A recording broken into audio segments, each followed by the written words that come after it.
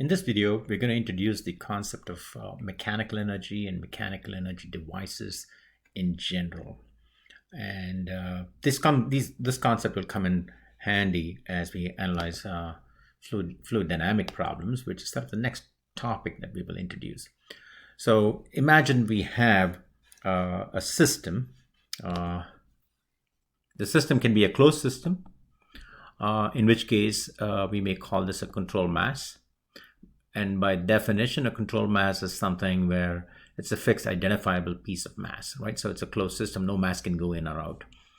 Or this system could be what's called an open system. An open system, as the word suggests, it allows for mass to go in or out, and we label that a control volume, right? So in general, when we talk about systems in mechanical energy devices, we are talking about typically closed systems in which no mass is allowed to exchange with the system, and open system in which mass exchange is allowed, right?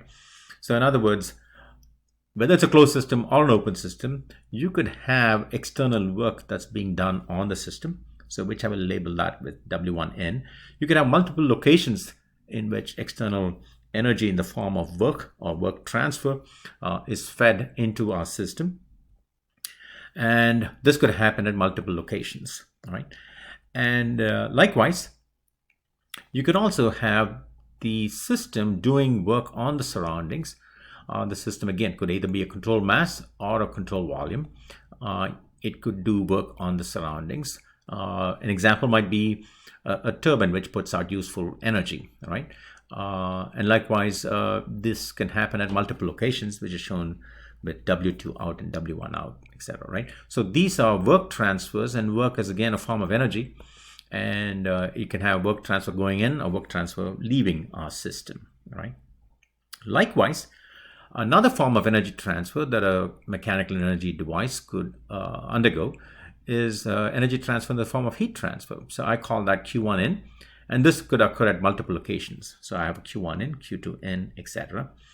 And likewise, this system could also deliver heat to the surroundings, to the ambient, right? So for instance, you have a cooling tower in a power plant where energy is being released or dumped into the reservoir of water or a lake. That will be Q1 out or Q2 out, as the case may be, right? So this diagram or this system that we're talking about is a very generic mechanical energy device. And a typical mechanical energy device, the goal is either to take useful work, or to generate useful work, or to generate useful energy in the form of heat transfer or work transfer. And so a mechanical energy device, that's what it does. You have fluid may come in, and fluid may be leaving our device. And if you want to analyze this mechanical energy device, you would put a arbitrary shape around this and label this as a control volume, right? The reason you would label this as a control volume, because this allows fluid to go in or out. And remember, fluid coming in brings mass in or mass going out, and a control mass by definition does not allow mass coming in or mass out, right? So in this case, we will analyze the problem as a control volume problem.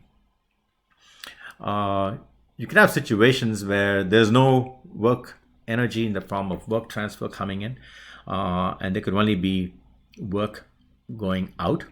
And for instance, this could be an example where you have useful work that is being created.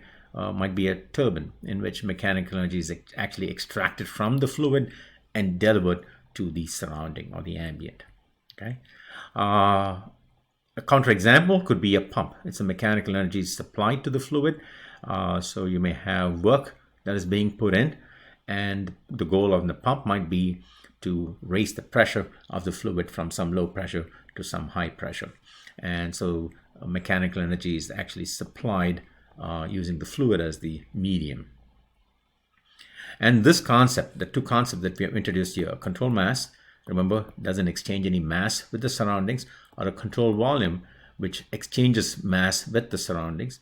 Both of these, by the way, exchange energy with the surroundings, right? Both control mass and control volume, as seen in this analysis, can exchange energy with the surroundings, right? So the concept of the control mass and control volume and this thinking is going to be very useful if you're taking a class in thermodynamics. And we will also use this control volume concept extensively in fluid mechanics, especially as we move into control volume analysis in a later chapter.